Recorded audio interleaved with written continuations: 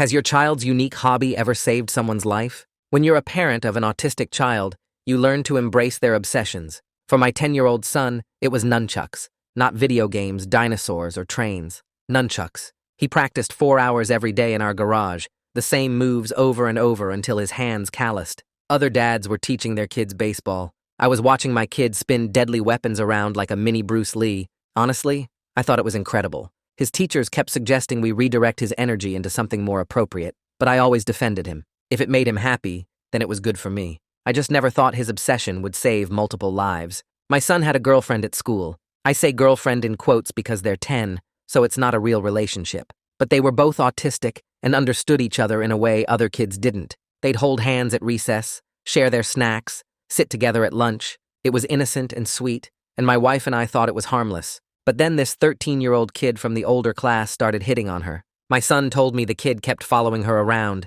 asking her to be his girlfriend, getting angry when she said no. She rejected him over and over, but he wouldn't stop. That's when the bullying started. One day after school, the 13-year-old cornered her alone by the concrete stairs. My son wasn't there to help her, and the kid pushed her down. She fell hard. When my son found her, she was crying with a black eye, split lip, and a sprained wrist. She was too terrified to tell the teachers who did it because he'd threatened her with a knife if she tattled. But she told my son everything. He said he'll keep hurting me until I like him. That's when my son looked at her injured face and said, completely serious, "That meanie panini is never going to hurt you again. I'll make sure of it." She was crying and asked, "How?" My son smiled at her. "I have my nunchucks, the transformer ones you gave me for Christmas." She looked shocked, "But he's bigger and older." "You'd really fight him for me?" My son said, "You're my girlfriend. I would fight a dinosaur for you, and he's not bigger than a dinosaur." From that day on, my son started carrying his nunchucks everywhere. He even secretly brought them to school in case he needed them there.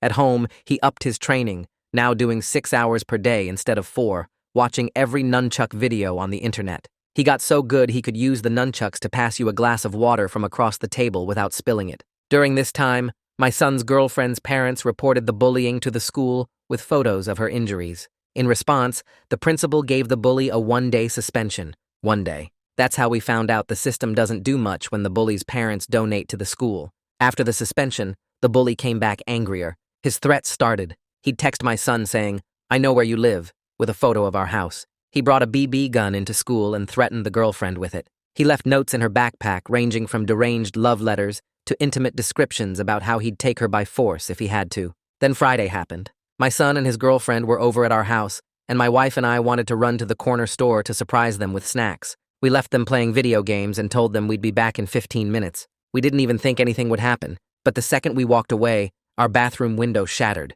The 13-year-old bully climbed through the broken window holding his dad's gun. He wasn't just breaking in, he was hunting. My son heard it first. His girlfriend screamed, and he told her to run straight to the bedroom and lock the door behind her, then call for help. "Where's your little girlfriend?" the bully called out from the bathroom. My son grabbed his transformer nunchucks from the living room and positioned himself in the hallway between the intruder and the bedroom where his girlfriend was hiding. The 13-year-old came around the corner, a real loaded pistol in his hand, but my son was already waiting there. The second the bully came in view, he started raising his firearm at my son, but my son didn't hesitate. He didn't freeze or go cold. By the time that gun started coming up, my son's nunchucks were already moving. One perfect strike knocked the gun out of the kid's hand. The bully lunged at him in rage, but my son had already shifted into muscle memory. He started whooping him with the nunchucks, body shots, leg strikes, head shots, all precise, all controlled. The 13-year-old dropped hard onto our floor, nose bleeding. My son stood over him,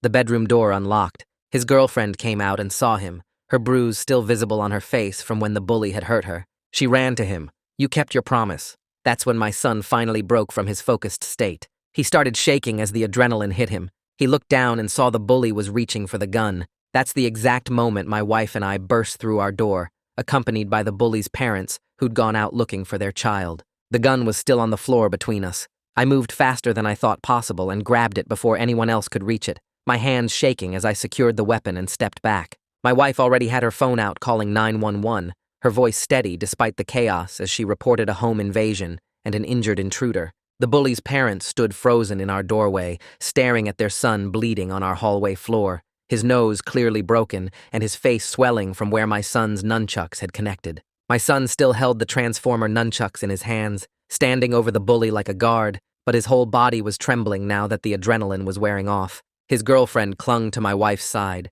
her face showing the fading bruise from when this same boy had pushed her down the concrete stairs weeks ago. The bully's mother started crying and tried to rush forward, but I held up my hand and told everyone to stay back until the police arrived. Officer Grayson Ainsworth showed up within 4 minutes, 2 other patrol cars right behind him, and I handed over the gun immediately while explaining that this 13-year-old had broken through our bathroom window to hurt my son's girlfriend. The paramedics rushed in next and started treating the bully's injuries while my son finally dropped his nunchucks and started crying, the reality of what just happened hitting him all at once. My wife wrapped our son in her arms while his girlfriend pressed against both of them, and I watched the officers photograph everything: the broken bathroom window, the dropped gun, the nunchucks that had saved 2 children's lives. The bully's father kept trying to get to his son, but the officers made everyone stay in different areas while they secured the scene and took initial statements. Detective Nina Bowles arrived about 20 minutes later and immediately started separating everyone for proper interviews,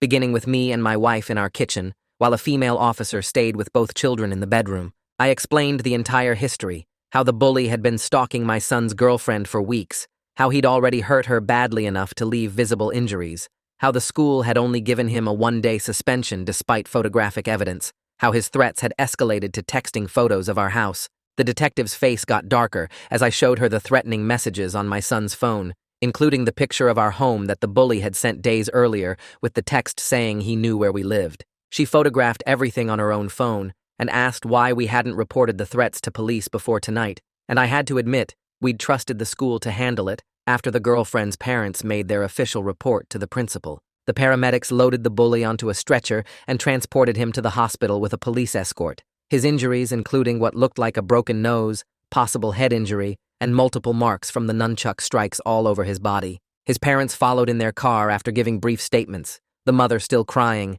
and the father looking completely shocked at what their son had done. Detective Bowles spent over an hour interviewing my son with my wife present and a specialist on video call, using gentle questions to understand exactly what happened from his perspective. My son explained in his straightforward way how he heard the window break, told his girlfriend to hide in the bedroom and call for help, then positioned himself in the hallway because he'd promised to protect her. When the detective asked how he knew what to do with the nunchucks, my son described his 6-hour daily training routine and demonstrated the exact disarming strike he'd used on the intruder. His hands started shaking again during the demonstration, and he suddenly asked if he was in trouble for hurting someone, his voice small and scared in a way I'd never heard from him before. The girlfriend gave her statement next, describing how she locked herself in the bedroom like my son told her to and called 911, hearing the fight in the hallway and being scared that the bully would hurt her boyfriend. She kept touching the fading bruise on her face from the stairs incident weeks ago, telling the detective that my son had saved her life tonight. The interviews dragged on past midnight before Detective Bowles finally sat down with us in the living room and explained what would happen next. She told us the bully would face serious charges in juvenile court, including home invasion, assault with a deadly weapon, and stalking, based on the evidence and his age being old enough to understand his actions. She made it clear that my son had acted in self-defense and defense of another person, that no charges would be filed against him, but that there would be follow-up investigations and more interviews over the coming days as they built their case. Then the detective showed us something that made my stomach turn. Officers had searched the bully's phone at the hospital and found detailed plans about tonight's attack, including a hand-drawn layout of our house showing which windows faced which rooms and where he planned to enter. He'd been watching our home for at least a week, taking photos from different angles, documenting our routines, waiting for the right opportunity when my son and his girlfriend would be alone and easy targets. The detective scrolled through dozens of surveillance photos on her tablet, pictures of our house from across the street, close-ups of our windows, shots of my son and his girlfriend playing in our yard. The planning was detailed and disturbing, showing this wasn't some impulsive act, but a calculated attack by someone who'd been studying us for days. We finally got both children into bed around 2 a.m, exhausted and traumatized, but physically safe. I thought they'd sleep through from pure exhaustion, but an hour later my son started screaming. I ran to his room and found him sitting up in bed, crying and shaking, saying he kept seeing the bully's face when the nunchucks hit him. My wife and I took turns sitting with him the rest of the night, one of us always in the chair next to his bed while he tried to sleep. Every time he'd start to drift off, he'd jerk awake again, and I realized that winning the physical fight didn't mean my son had escaped without harm from this whole thing. The next morning, I found my son standing in the hallway staring at his nunchucks where the police had photographed them and left them on the floor. He wouldn't go near them or touch them, just stood there looking at them like they'd turned into something dangerous and scary. When I reached down to pick them up and move them back to the garage where he usually kept them, he asked me in a quiet voice to put them somewhere he couldn't see them anymore. I carried them to the basement storage room and closed the door, understanding that the weapon that had saved his life had also forced him to hurt another person, and his 10-year-old brain was struggling to process that. The girlfriend's parents showed up mid-morning, looking exhausted after spending the whole night at the hospital with their daughter for tests due to the extreme stress of everything that happened. They hugged us and thanked us through tears for keeping their daughter safe, but I could see the fear in their eyes as they looked at our broken bathroom window, now covered with plywood, and the police tape still marking sections of our hallway. Their daughter was physically fine, but emotionally shaken, and they'd kept her overnight just to be safe. Detective Bowles called around noon to update us on the situation. The bully was being held in juvenile detention pending a court hearing, unable to post bail due to the severity of the charges and the threat he posed. She also mentioned that his father's gun had not been properly secured in their home, which would add potential criminal charges against the parents for failing to safely store a firearm. Then she told us we needed to bring our son in for a formal video-recorded interview that afternoon at the police station's special interview room designed for children. At the police station, my son sat in a room decorated with toys and soft furniture, nothing like the cold interrogation rooms you see on TV. Detective Bowles asked him to tell the story again, while a camera recorded everything for the court case. He was calmer today, more controlled in how he described what happened, but he kept asking if the bully could come back to our house. The detective patiently explained multiple times that the boy was locked up in a secure facility and couldn't hurt anyone right now, but my son needed to hear it over and over before he seemed to believe it. After the interview finished, a social worker met with us in a different room to discuss resources for dealing with what both children had experienced. She explained that they would both need therapy to process the trauma, emphasizing that even though my son was the one who defended them, he still went through a situation where someone threatened his life and he had to use violence for the first time. She said this could be deeply confusing for any child, but especially for one on the autism spectrum who might process the moral complexity of hurting someone in self-defense differently than other kids. We scheduled an emergency appointment with a therapist who worked with childhood trauma and autism, getting a slot for tomorrow morning because the social worker marked our case as urgent priority. My son spent the rest of the day unusually quiet, not playing with any of his toys or wanting to watch his favorite shows, just sitting close to either my wife or me on the couch. He didn't want to talk about what happened, didn't want to do anything really, just needed to be near us. That evening, the school principal called my cell phone. She said she was concerned and wanted to know when my son would be returning to class, completely ignoring the fact that her totally inadequate response to the initial bullying had directly led to this whole situation getting worse. I told her my son wouldn't be back until I was convinced the school could actually protect him and that we'd be having a serious discussion about their failure to act appropriately, despite having photographic evidence of assault and multiple reports about ongoing threats. The girlfriend's parents called around 9 that night. I answered on the second ring, and her mom's voice came through tight and scared, telling me they'd been discussing their daughter's safety all evening and couldn't see how they could trust this school anymore. She said they were looking at other districts, maybe even moving to a different town where the administration actually protected kids instead of protecting donation checks.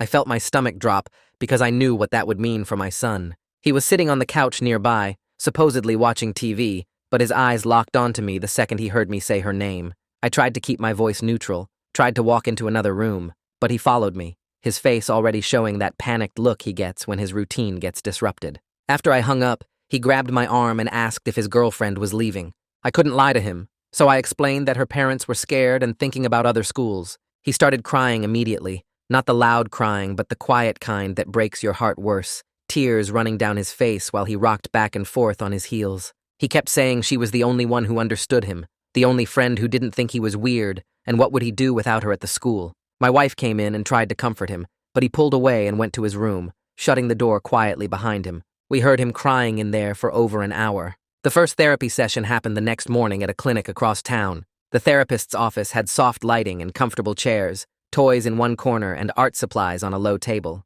My son sat stiff in his chair, hands folded in his lap, answering questions in 1 or 2 word responses. The therapist asked him to describe what happened during the break-in, and he recited the facts like he was reading from a script, no emotion in his voice at all. But then she asked him how he felt about hitting the bully with the nunchucks, and his whole face changed. He looked down at his hands and said he felt proud because he saved his girlfriend, but then his voice got quieter, and he said he also felt bad because he made someone bleed, and that's not what good people do. The therapist pulled out a set of cards with different emotions drawn on them, cartoon faces showing happy, sad, angry, scared, confused. She asked him to pick the ones that matched his feelings, and he picked 5 cards, holding them up one by one, while his hands shook slightly. She explained that feeling 2 opposite things at the same time was normal, that protecting someone you care about is good, even when it requires doing something hard. She used simple words and concrete examples, showing him pictures of superheroes who had to fight bad guys to save people,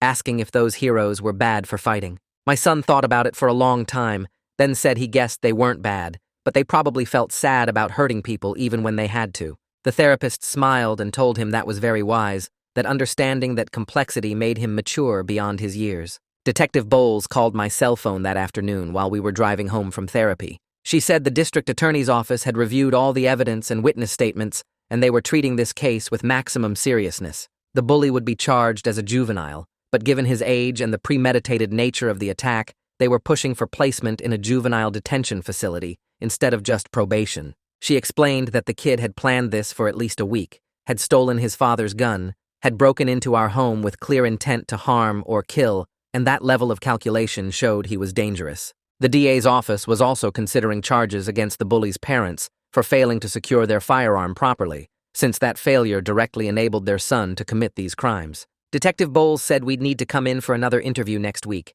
this time with the prosecutor present, so they could prepare for the preliminary hearing. She assured me they had a strong case and that both children would be protected throughout the legal process.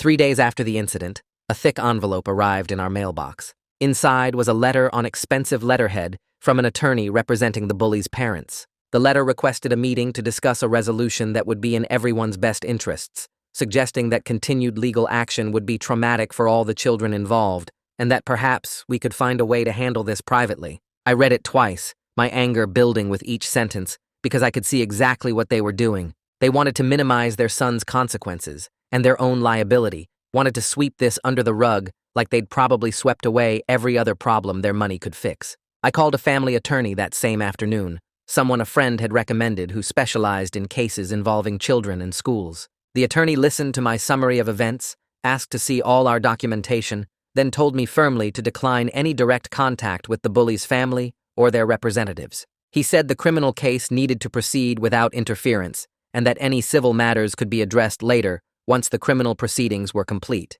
He also said he'd send a letter to their attorney making it clear we would not be participating in any private negotiations. My son's nightmares continued every single night that week. He'd wake up screaming around 2 or 3 in the morning, and either my wife or I would rush to his room to find him sitting up in bed, sweating and shaking. He kept dreaming about the bully's face, about the gun, about not being fast enough with his nunchucks. During the day, he refused to go near any windows in our house, keeping himself in the center of rooms and flinching whenever he heard glass clink or a door slam. The bathroom where the break-in happened became completely off-limits. He'd walk past it quickly with his eyes down, and if he needed to use a bathroom, he'd go upstairs to the one in our bedroom, even though it was further away. At his next therapy session, the therapist explained this was a normal trauma response, that his brain was trying to keep him safe by avoiding anything associated with the danger he'd experienced. She said it would take time to work through, that we shouldn't push him to face these fears too quickly, but that we should maintain his other routines to give him a sense of stability and control. She recommended we be patient with his heightened anxiety and let him move at his own pace toward feeling safe again. The school superintendent called 4 days after the incident, her voice professionally concerned as she asked to schedule a meeting to discuss the situation and how the school could support our family. I told her I'd bring our attorney, and there was a pause on her end before she agreed that would be fine. The meeting happened 2 days later in the superintendent's office, a large room with certificates on the walls and a big wooden desk that she sat behind like a barrier. Our attorney sat next to me with a thick folder of documents, and the superintendent's defensive tone started the second she began speaking. She talked about how seriously the school took student safety, how they'd followed all their protocols in responding to the initial bullying reports, how they couldn't have predicted this escalation.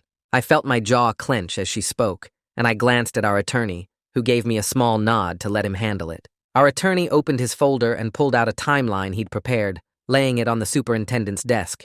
He walked her through every single report made about the bully, starting with the girlfriend's parents bringing in photos of their daughter's injuries. He showed the principal's response, a one-day suspension for causing a black eye, split lip, and sprained wrist. He continued through the subsequent reports about threats, the BB gun incident at the school, the disturbing notes left in the girlfriend's backpack, and the photo of our house that the bully had sent. For each incident, he showed the school's response or lack thereof, the pattern becoming undeniable as he laid it out. Then he pulled out the donation records, public information showing the substantial contributions the bully's parents had made to the school over the past 3 years. He didn't accuse anyone directly, just let the timeline speak for itself, showing how a dangerous student had been protected while his victims were left vulnerable. The superintendent's face went pale as she realized we'd documented everything, that we had proof of their failures, and that the school district faced serious legal exposure for their negligence. She started talking about reviewing their policies, about implementing new safety measures, but our attorney cut her off and said those conversations could happen later, that right now we needed immediate action to ensure our son's safety when he returned to the school. My son went back to the school exactly 1 week after the incident, but not without conditions. The district assigned an aide specifically to watch him and his girlfriend throughout the school day, someone who would stay within sight of them at all times. They implemented a safety plan that included immediate removal and police contact for any student who threatened either child, no questions asked, no warnings given. The principal had to sign off on all of it, and when I dropped my son off that first morning back, she couldn't meet my eyes, just nodded and said she'd personally ensure the plan was followed. I looked her in the eye and told her I'd be checking in every single day, that I'd be showing up unannounced to verify the aide was doing her job, and that if anything happened to my son or his girlfriend, the school district would face consequences they couldn't buy their way out of. My son held my hand tight as we walked into the building, his other hand clutching his backpack straps, and I could feel him trembling slightly as we approached his classroom. The girlfriend's parents called me later that morning. They'd decided to keep their daughter at the school after seeing the new safety measures in action, after meeting the aide who seemed genuinely committed to protecting both children, and after our attorney had made it clear that the school district knew they were being watched closely. When my son's girlfriend walked into class that day, I watched through the classroom window as my son's whole body relaxed, his shoulders dropping from up near his ears down to their normal position, his face breaking into the first real smile I'd seen from him in over a week. During recess, they held hands like they always had, walking around the playground together while the aide followed at a respectful distance, close enough to intervene, but far enough to let them feel some normalcy. But that aide's presence was a constant reminder that their innocent friendship had been stolen, that they couldn't just be two kids who liked each other anymore, that they were now victims who needed protection. 2 weeks after the home invasion, my wife and I sat in a courtroom for the preliminary hearing. We'd left our son at home with my sister, not wanting him anywhere near the courthouse where the bully would be. The judge, an older woman with sharp eyes and a no-nonsense expression, reviewed the evidence that the prosecutor presented. She looked at the photos of our broken bathroom window, examined the police reports documenting the gun and the injuries the bully sustained during my son's defense, read through the threatening texts and the disturbing notes. The bully sat at a table with his attorney and his parents, his head down, wearing a dress shirt that looked too formal for a 13-year-old. The judge asked several questions about the timeline, about the school's response to initial reports, about how the bully had obtained his father's gun. After an hour of testimony and evidence review, she determined there was more than sufficient cause to proceed with juvenile charges for home invasion, assault with a deadly weapon, stalking, and attempted assault. The bully's attorney tried to argue for release to his parents' custody pending trial, but the judge denied it immediately, ordering him to remain in juvenile detention due to the severity of the crimes and the clear danger he posed. As we left the courthouse, I felt my wife squeeze my hand tight, and I knew we were both thinking the same thing, that this was just the beginning of a long legal process, but at least the system was finally taking this seriously. The next hearing happened 3 weeks later, and we sat in the same courtroom while the bully's attorney stood up and started his argument. He talked about his client's troubled mental state, about how the kid needed treatment instead of detention, about how locking him up wouldn't address the underlying issues. I felt my jaw clench as he described the bully as a victim of his own brain chemistry, as someone who deserved compassion and therapy rather than punishment. My wife grabbed my hand under the table because she could feel how angry I was getting. This lawyer was standing there trying to excuse stalking, breaking into our home and pointing a loaded gun at my 10-year-old son by saying his client had mental health problems. The judge listened to the whole presentation, her face showing nothing, then asked the attorney if mental health issues excused breaking into someone's home with a deadly weapon. The attorney stumbled through his response, saying no, but that treatment should be prioritized. The judge ordered a full psychiatric evaluation, but made it clear the bully would stay in juvenile detention pending trial because the crimes were too serious to ignore. She said something about taking the severity seriously and protecting the community, and I felt my wife's grip on my hand relax slightly. We left that courthouse feeling like at least one adult in the system understood that what happened to our son wasn't something you could therapy away without consequences. 2 days after that hearing, our attorney called and asked us to come to his office for an update. We sat across from him in his conference room while he explained that the school district's insurance company had reached out about settling potential civil claims. He said they wouldn't have contacted him unless they knew they'd failed badly in their duty to protect students. The insurance company wanted to avoid a lawsuit that would expose every mistake the school made, every time they chose donations over safety, every warning sign they ignored. Our attorney asked what we wanted to do, and I told him we weren't interested in money. My wife agreed immediately. What we wanted was real policy changes that might stop another family from going through what we went through. We wanted mandatory procedures that couldn't be ignored just because some parent wrote a check to the school. Our attorney nodded and said he'd communicate that to them, that we'd consider a settlement only if it included forcing the district to implement specific safety reforms. He warned us that might take longer than just accepting money, but we didn't care about longer. We cared about other kids being safe. My son's weekly therapy sessions started showing us how much he was struggling inside. The therapist called us in after his 3rd session and explained that he felt guilty about hurting the bully, even though he understood he had no choice. She said his autistic brain processed the moral situation very literally, that he knew hitting people were wrong, but also knew protecting his girlfriend was right, and those two facts were crashing into each other in his head. He kept asking the therapist if he was a bad person for making someone bleed, if protecting yourself counted as being mean, if the bully's parents were sad because of what he did. The therapist was working on helping him understand that sometimes right and wrong aren't simple, that protecting himself and his girlfriend was the right choice, even though causing injury felt wrong to him. She said it might take months for him to fully process this. That moral confusion after using violence in self-defense was normal even for adults, and that his literal thinking patterns made it harder for him to accept the gray areas. We watched our son struggle with this every day, saw him stare at his hands sometimes like he was still seeing the nunchucks in them. A month after the home invasion, my son walked into the garage where I was organizing tools and asked if he could see his nunchucks. I'd moved them to a high shelf after the incident because he'd asked me to put them somewhere he couldn't see them. I got them down and handed them to him, watching as he held them like they might suddenly turn into snakes. He took them outside to our driveway and started doing some basic moves, the simple patterns he'd learned first when he was younger. His form was still perfect, muscle memory taking over, but I could see his heart wasn't in it. After maybe 5 minutes, he stopped, walked back to me, and handed them over without saying anything. The joy that used to light up his whole face during practice was completely gone. He went back inside,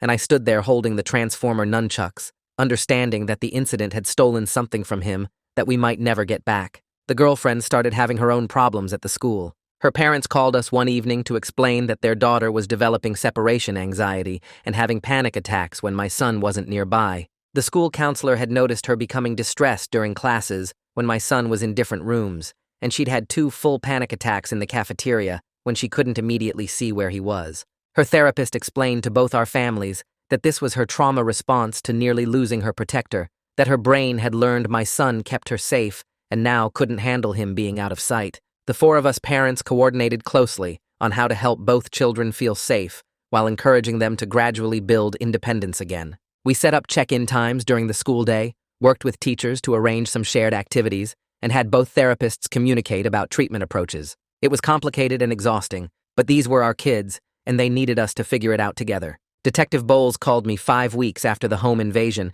with an update about the psychiatric evaluation. She said the evaluation revealed concerning findings about the bully, including obsessive tendencies and a serious lack of empathy that supported the prosecution's argument that he posed genuine danger. The psychologist who evaluated him found patterns of fixation and inability to understand how his actions affected other people. Requested Reds is on Spotify now. Check out link in the description or comments. Detective Bowles also told me that the evaluation uncovered something else, that the bully's parents had ignored multiple warning signs over the years and failed to get him appropriate help despite recommendations from his previous schools. She said this information strengthened the case significantly because it showed a pattern of dangerous behavior that his parents had enabled by refusing to address it. I asked if this meant he'd definitely be convicted, and she said nothing was guaranteed, but the evidence was very strong.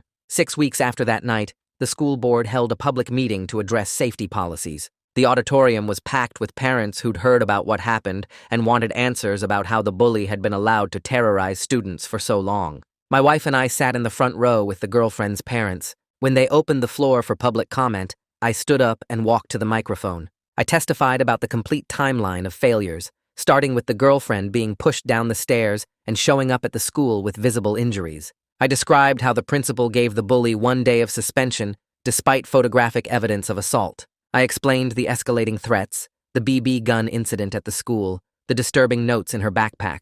I told them about the text message with a photo of our house and how school administrators knew about all of this, but did nothing effective to stop it. Then the girlfriend's father stood up and presented the photos of his daughter's injuries that the school had seen weeks before the home invasion. He held up each photo so the whole auditorium could see the black eye, the split lip, the bruised wrist, asking the board how they could look at these pictures and think a 1-day suspension was appropriate.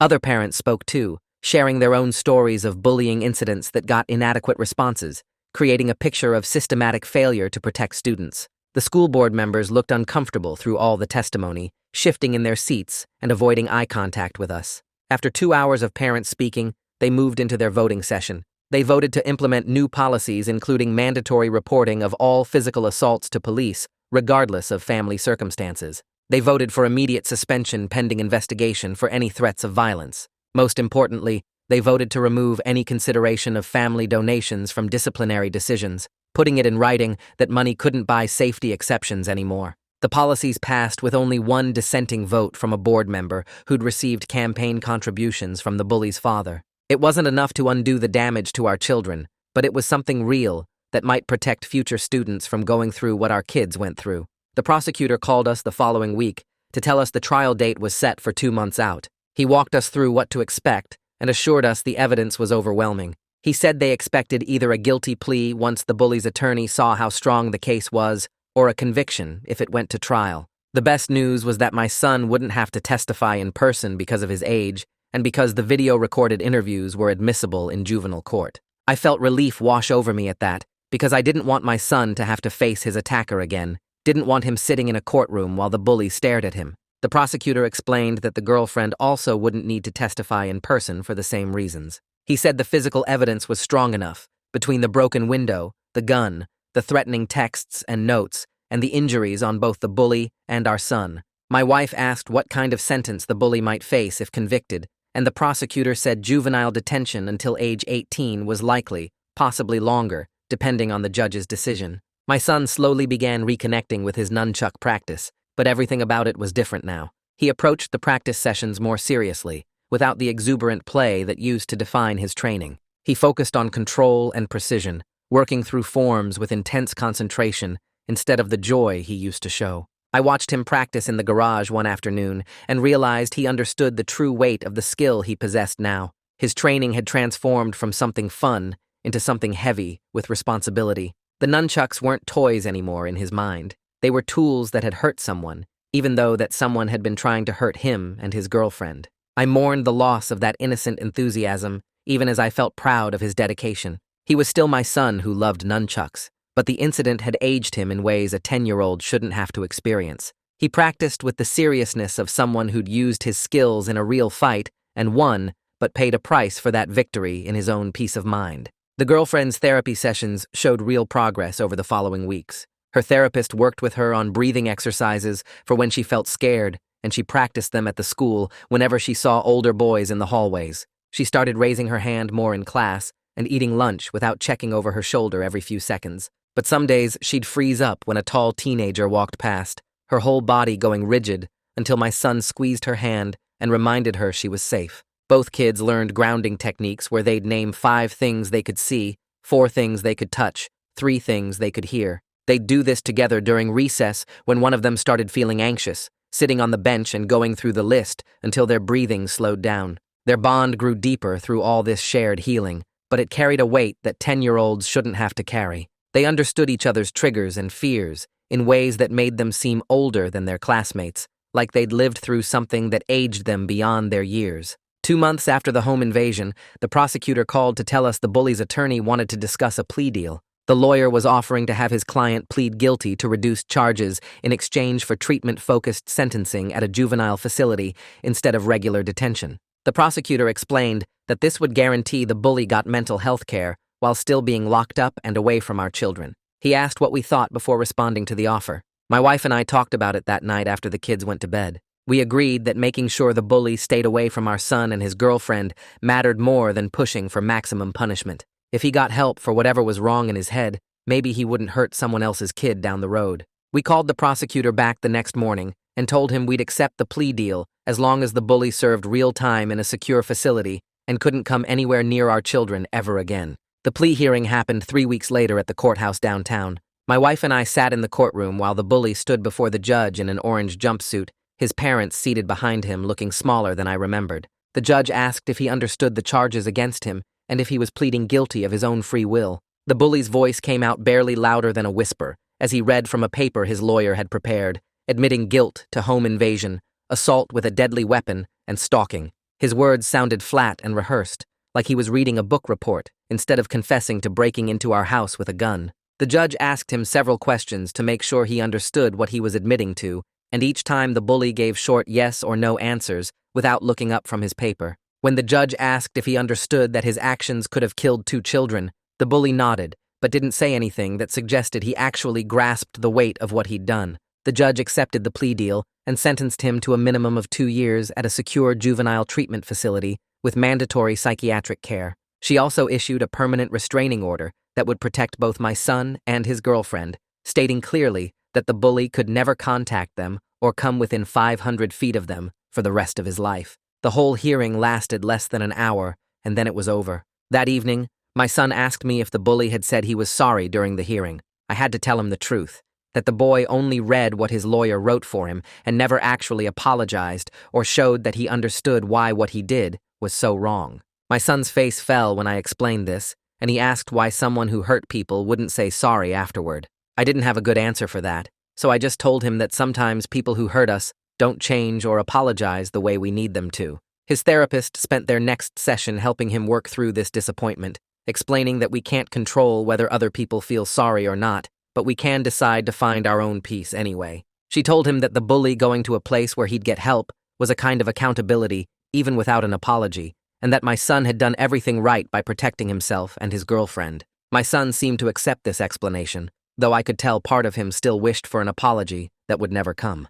3 months after the home invasion, our family settled into what the therapist called a new normal. We kept going to therapy every week, and my son worked through his feelings about the incident with someone trained to help kids process trauma. We installed a proper alarm system with sensors on every window and door, and we taught both kids how to use it so they'd feel safer at home. The Nunchuk stayed in the garage, but my son's relationship with them had completely changed. He practiced with them a few times a week now instead of every day, treating them like serious tools instead of toys he played with for fun. He focused on control and precision during his training, working through forms with intense concentration. We all became more careful about locking doors and checking windows before bed, and we didn't leave the kids home alone anymore, even for quick trips to the store. My wife started carrying pepper spray in her purse, and I made sure my phone was always charged in case we needed to call for help. We were more cautious and less trusting than we'd been before that Friday, always aware that danger could come when we least expected it. But we were also closer as a family,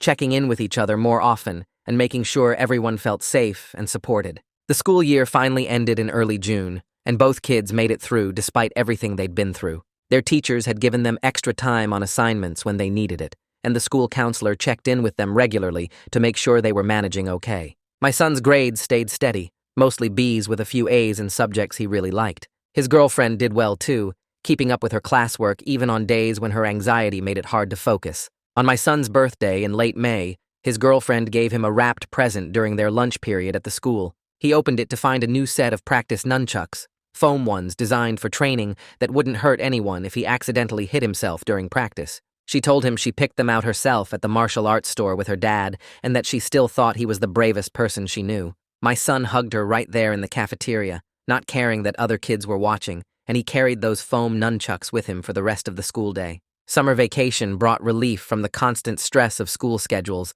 and the worry about the kids being in the building where the bully used to go. We focused on normal family activities that helped my son feel like a regular kid again. He spent hours in our backyard pool, diving for toys and practicing holding his breath underwater. He played video games with his friends online, laughing and shouting into his headset about strategies and winning streaks. He practiced with his nunchucks in the garage a few times a week, slowly getting back some of the joy he used to feel during training. We still went to therapy every Tuesday afternoon, but the sessions felt less heavy than they had in the beginning. My son talked more easily about what happened now, and he didn't cry as often when discussing the home invasion. He started making plans for 5th grade, talking about joining the school's game club, and maybe trying out for the talent show with a nunchuck demonstration.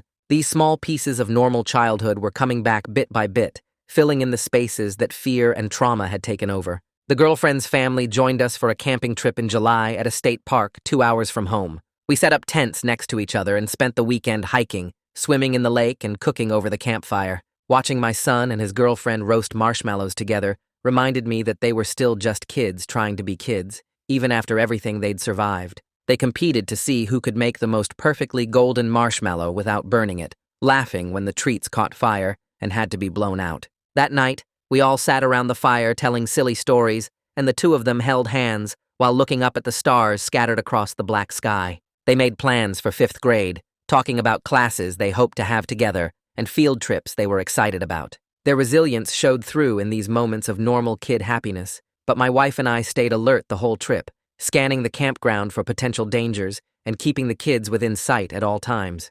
We couldn't fully relax anymore, couldn't let our guard down the way we used to, before we learned how quickly safety could shatter. 4 months after the home invasion, my son told his therapist that he wasn't having nightmares as often anymore. He used to wake up screaming 3 or 4 times a week, but now it was down to maybe once every 2 weeks. He said he was starting to feel safe again at home, especially with the new alarm system that beeped whenever a door or window opened. He still checked all the windows before bed every night, walking through the house to make sure they were locked, and he still refused to use the bathroom where the break-in happened. We'd started calling it the guest bathroom, and my son used the one upstairs near his bedroom instead. But he was sleeping through most nights now without waking up in a panic, and his general anxiety had gone down enough that he didn't need to do his grounding exercises as often at the school. The therapist said this was excellent progress and showed that his brain was processing the trauma in healthy ways. She reminded us that healing wasn't a straight line, that he might have setbacks sometimes, but overall he was doing remarkably well for a child who'd been through what he experienced.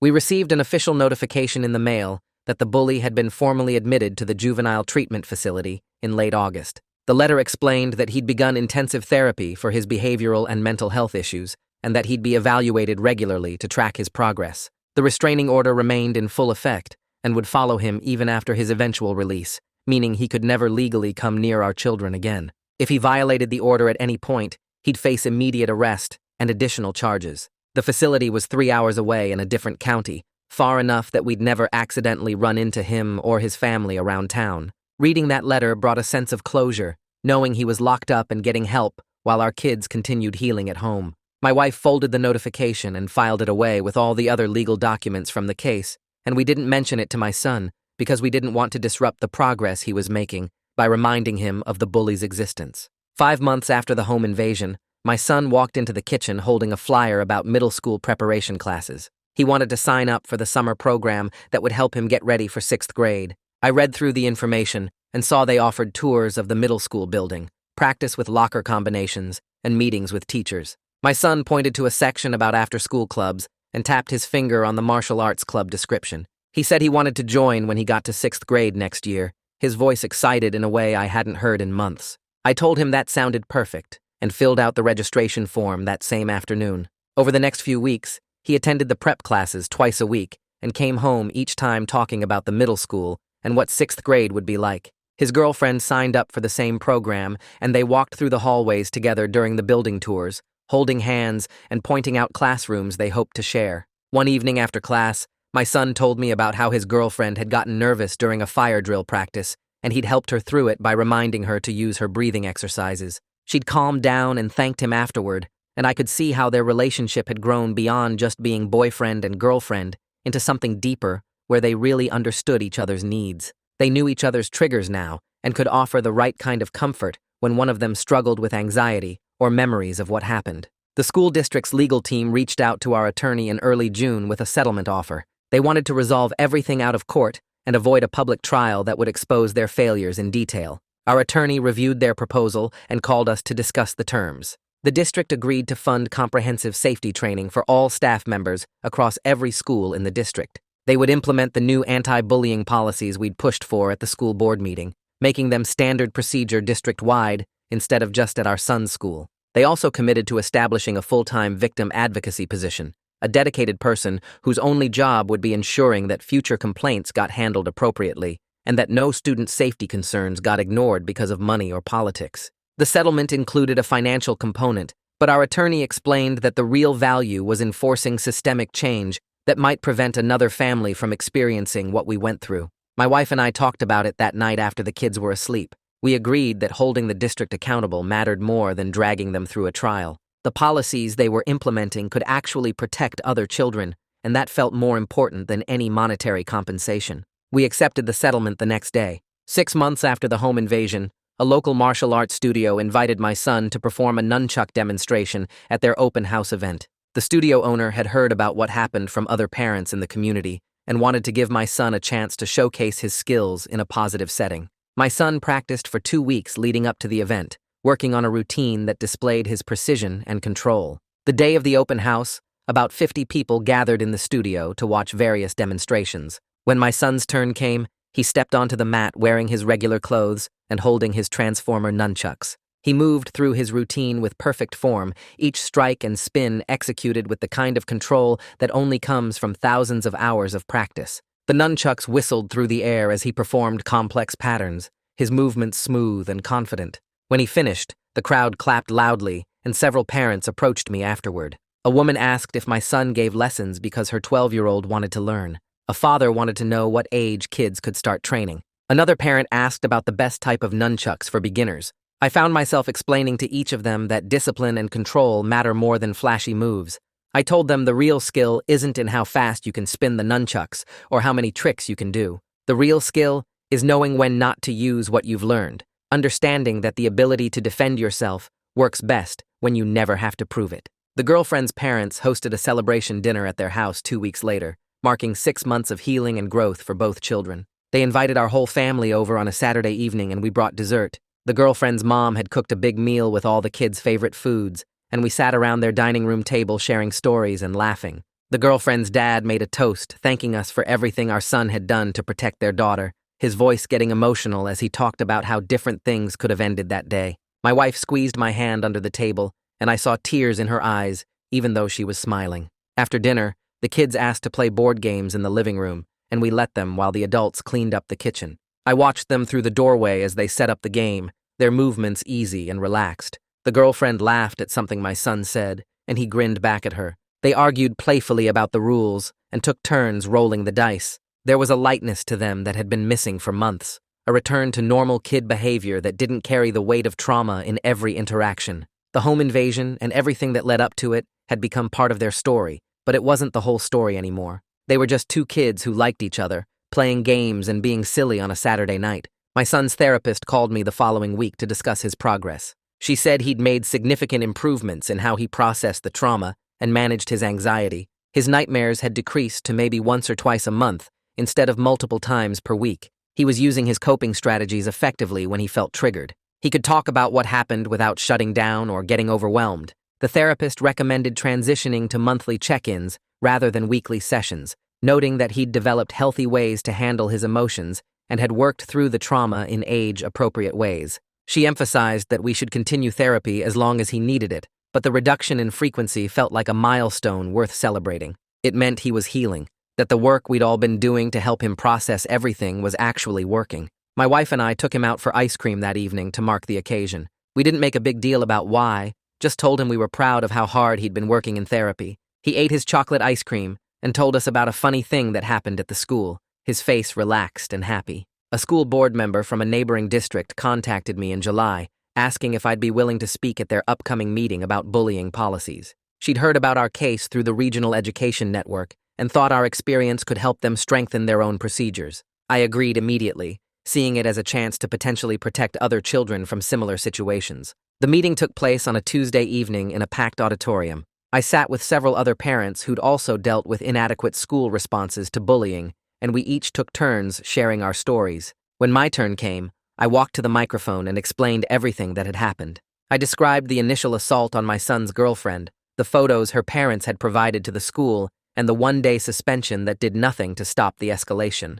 I talked about the threats, the stalking, and how it all culminated in a home invasion where my 10-year-old son had to fight an armed intruder to protect his girlfriend's life. The room was completely silent as I spoke. Several board members looked uncomfortable, but they listened to every word. After the presentations, the board voted to review and strengthen their bullying policies. Other parents approached me in the parking lot afterward, thanking me for speaking up and sharing contact information so we could continue advocating together. I realized that sharing our experience might actually help protect other children, that something good could come from the worst thing my family had ever been through. My son came to me a few weeks later with a flyer for a martial arts tournament happening in August. He wanted to enter the Nunchuk skills competition, explaining that he wanted to demonstrate his abilities in a positive context rather than having violence be the only story associated with his training. I talked it over with my wife, and we both supported his decision. He practiced his competition routine every day, refining each movement until it was perfect. The tournament took place at a large sports complex with multiple competition rings set up.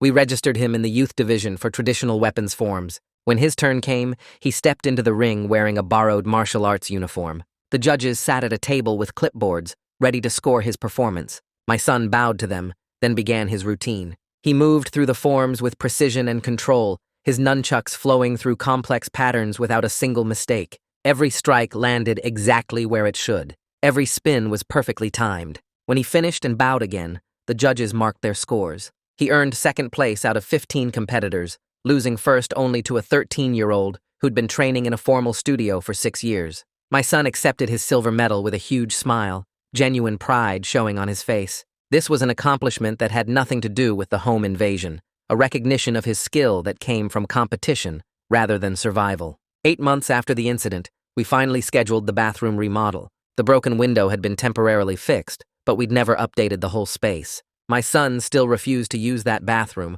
walking upstairs to the one near his bedroom instead every single time. We hired a contractor who replaced the window with security glass that couldn't be easily broken. They updated the fixtures, painted the walls a different color, and installed better lighting. The whole project took 3 days. When it was finished, the bathroom looked completely different from how it had been the night the bully climbed through the window. That evening after the contractor left, my son stood in the hallway staring at the bathroom door. My wife and I watched from the kitchen, not pushing him, but staying nearby in case he needed support. He took a deep breath, walked to the door, and opened it. He stepped inside and looked around at the new space. He used the bathroom for the first time since the invasion, washing his hands afterward at the new sink. When he came out, he nodded at us without saying anything, but I could see the relief on his face. It was a small victory, but it represented his ongoing healing and his ability to reclaim spaces that trauma had taken from him. The girlfriend's family made their final decision about moving in September. They'd been considering relocating to a different neighborhood or even a different district, worried about their daughter's safety and whether she could truly heal while living, so close to where everything had happened. But they decided to stay permanently after seeing how much community support they'd found through this experience.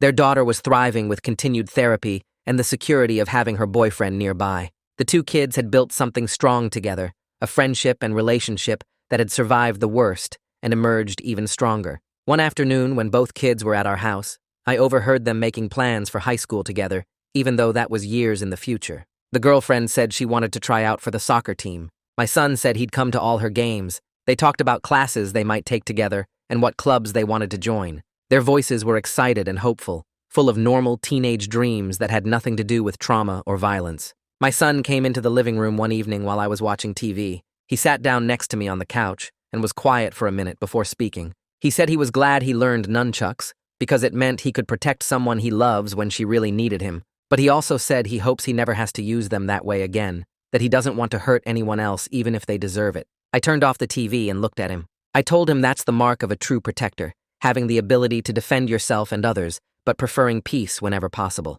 I said I was proud of his skill with the nunchucks and how much discipline he'd developed through all those hours of practice. But I was even more proud of his heart, of the fact that he understood the weight of what he'd done and didn't take any pride in having hurt someone. He leaned against my shoulder, and we sat there together in the quiet living room, both of us thinking about how much had changed in 8 months and how much growing he'd done through something no 10-year-old should ever have to experience. The next week, we started something new at our house. The first Saturday of every month became our family safety meeting. We'd sit at the kitchen table and go through our security checklist together. My son would test the new alarm system, check all the window locks, and make sure the motion sensor lights still worked in the backyard. My wife reviewed our emergency contact list and made sure everyone's phone had the updated numbers. I walked the perimeter outside looking for anything that seemed off or different. But the meetings weren't just about locks and alarms. We talked openly about any worries or fears anyone had. My son would bring up things that bothered him at the school or in the neighborhood. We listened without judgment and worked through solutions together. His input mattered as much as ours, because he'd proven he could handle serious situations and make smart decisions under pressure. These monthly check-ins became something we all looked forward to, a way to stay connected and aware without letting fear control our daily lives. 10 months after that Friday night when the bathroom window shattered, both kids were doing better than anyone expected. My son's therapy appointments dropped to once a month, and his girlfriend's family reported similar progress with her treatment. At the school, they'd both made solid friend groups who knew about what happened, but didn't define them by it. Other students looked up to them for their kindness and their willingness to speak up when they saw bullying happening. They'd become advocates without even trying, just by being themselves and refusing to let their trauma make them bitter or afraid. Teachers told us they'd started a buddy system at recess, where older kids looked out for younger ones who seemed lonely or picked on. My son and his girlfriend led by example, showing other students that standing up for someone doesn't always mean fighting. It means being present and making sure nobody feels alone. The school counselor said they'd created a ripple effect of positive change throughout the whole student body. One afternoon, a thick envelope arrived from the court system with official stamps and legal seals all over it. Inside was the required 6-month progress report from the juvenile treatment facility where the bully was being held.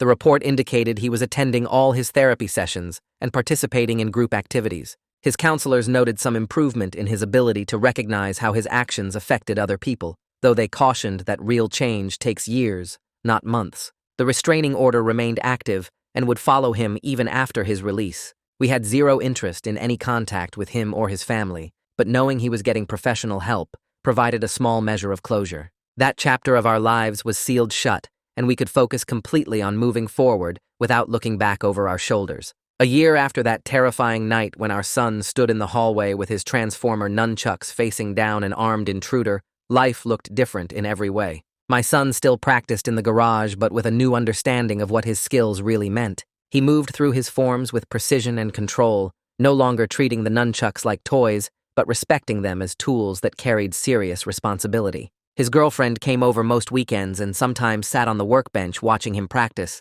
They'd talk between sets about normal kid stuff like the new video game coming out next month or the science project they were partnering on for school.